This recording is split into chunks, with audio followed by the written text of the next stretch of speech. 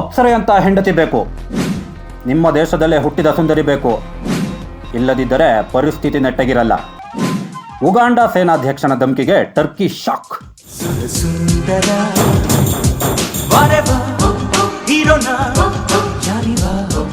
ಈ ವ್ಯಕ್ತಿಯನ್ನ ನೋಡಿ, ಅಜಾನುಬಾಹು. ಈತ ಉಗಾಂಡಾದ ಸೇನಾಧ್ಯಕ್ಷ ಮುಹುಜಿ ಕನ್ರುಗಾಬ. ಈತನ ಎತ್ತರ, ಕಡುಗಪ್ಪು ಬಣ್ಣ, ಹಾಗೆಯೇ ಆತ ಧರಿಸಿರುವ ಸೈನಿಕರ ಸಮವಸ್ತ್ರ, ಇದನ್ನೆಲ್ಲ ನೋಡಿದ್ರೆ ಅವನ ಹತ್ತಿರ ಹೋಗೋದಿರಲಿ, ಆತನನ್ನ ಕಣ್ಣೆತ್ತಿ ನೋಡೋದಕ್ಕೂ ಧೈರ್ಯ ಬರೋಲ್ಲ. ಈ ವ್ಯಕ್ತಿಯೇ ಈಗ ಟರ್ಕಿ ಮುಂದೆ ತನ್ನ ವಿಚಿತ್ರ ಆಸೆಯನ್ನ ಮುಂದಿಟ್ಟಿದ್ದಾನೆ. ಈತನಿಗೆ ಟರ್ಕಿಯಲ್ಲಿರುವ ಅಪ್ಸರೆಯಂತ ಹೆಂಡತಿ ಬೇಕಂತೆ.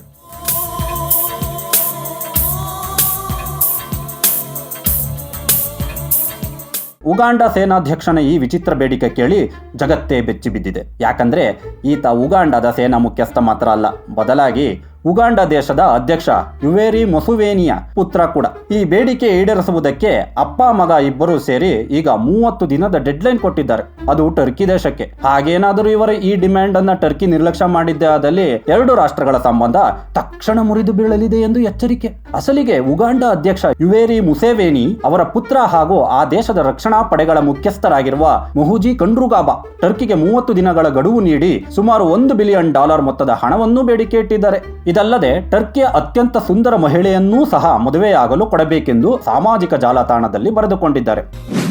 ಅಪ್ಸರೆಯಂತ ಹೆಂಡತಿ ಬೇಕು, ಕಪ್ಪಾಗಿದ್ರು ಪರವಾಗಿಲ್ಲ ಹುಡುಗಿ ಬೇಕು, ಕಪ್ಪಾಗಿದ್ರು ಪರವಾಗಿಲ್ಲ ಹುಡುಗಿ ಬೇಕು. ನನಗೆ ನಿಮ್ಮ ದೇಶದ ಅತ್ಯಂತ ಸುಂದರ ಮಹಿಳೆಯನ್ನು ಪತ್ನಿಯನ್ನಾಗಿ ಮತ್ತು $1 ಬಿಲಿಯನ್ ಹಣವನ್ನು ಉಡುಗೊರೆಯನ್ನಾಗಿ ನೀಡಿ, ಇಲ್ಲದಿದ್ದರೆ ನಿಮ್ಮ ದೇಶದೊಂದಿಗಿನ ಎಲ್ಲಾ ರಾಜತಾಂತ್ರಿಕ ಸಂಬಂಧಗಳನ್ನು ಕಡಿದುಕೊಳ್ಳುತ್ತೇನೆ. ಈ ಕ್ರಮದಿಂದ ಭವಿಷ್ಯದಲ್ಲಿ ನಿಮಗೆ ಸಮಸ್ಯೆ ತಪ್ಪಿದ್ದಲ್ಲ. 30 ದಿನಗಳ ಒಳಗಾಗಿ ತಮ್ಮ ಬೇಡಿಕೆ ಈಡೇರದಿದ್ದರೆ ಕಂಪಾಲದಲ್ಲಿರುವ ಟರ್ಕಿಯ ರಾಯಭಾರ ಕಚೇರಿಯನ್ನು ಬಂದ್ ಮಾಡುವುದಾಗಿ ಎಚ್ಚರಿಸಿದ್ದಾನೆ ಮುಹುಜಿ ಕೈನೇರು ಗಾಬಾ. ಆ ದೇಶದೊಂದಿಗಿನ ಎಲ್ಲಾ ರೀತಿಯ ರಾಯಭಾರ ಕಚೇರಿಗಳನ್ನು ಬಂದ್ ಮಾಡುವುದಾಗಿಯೂ ಟ್ವೀಟ್ ಮಾಡಿದ್ದಾನೆ. ಉಗಾಂಡ ಸೇನಾಧ್ಯಕ್ಷರ ಈ ವಿಚಿತ್ರ ಬೇಡಿಕೆಗಳನ್ನು ಕೇಳಿ ಟರ್ಕಿ ಅಕ್ಷರಶಃ ಬೆಚ್ಚಿ ಬಿದ್ದಿದೆ. ಅಷ್ಟಕ್ಕೂ ಮುಹುಜಿ ಅವರಿಗೆ ಈ ರೀತಿಯ ವಿವಾದಗಳು ಹೊಸದೇನಲ್ಲ. ಈ ಹಿಂದೆ 2022ರಲ್ಲಿ ಇಟಲಿ ಪ್ರಧಾನಿ ಜಾರ್ಜಿಯಾ ಮೆಲೋನಿ ಅವರನ್ನು ವಿವಾಹವಾಗಲು ಅವರು 100 ಅಂಕೋಲೆ ಹಸುಗಳನ್ನು ಉಡುಗೊರೆಯಾಗಿ ನೀಡಲು ಮುಂದಾಗಿದ್ದರು. ಒಂದು ವೇಳೆ ತಮ್ಮ ಪ್ರಸ್ತಾಪ ತಿರಸ್ಕರಿಸಿದರೆ ರೋಮ್ ನಗರವನ್ನೇ ವಶಪಡಿಸಿಕೊಳ್ಳುವುದಾಗಿಯೂ ಹೇಳಿಕೆ ನೀಡಿದ್ದರು.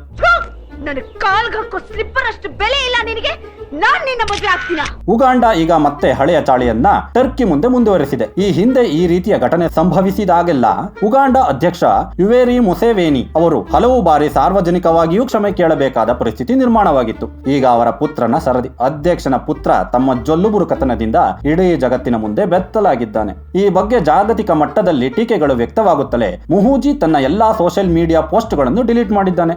ಆದರೆ ರಾಷ್ಟ್ರವೊಂದರ ಪ್ರತಿಷ್ಠಿತ ವ್ಯಕ್ತಿಗಳ ವಿಚಿತ್ರ ಬೇಡಿಕೆಗೆ ಟರ್ಕಿ ಯಾವ ರೀತಿ ಪ್ರತಿಕ್ರಿಯೆ ನೀಡುತ್ತೋ ಅನ್ನೋದನ್ನ ಕಾದು ನೋಡಬೇಕಿದೆ.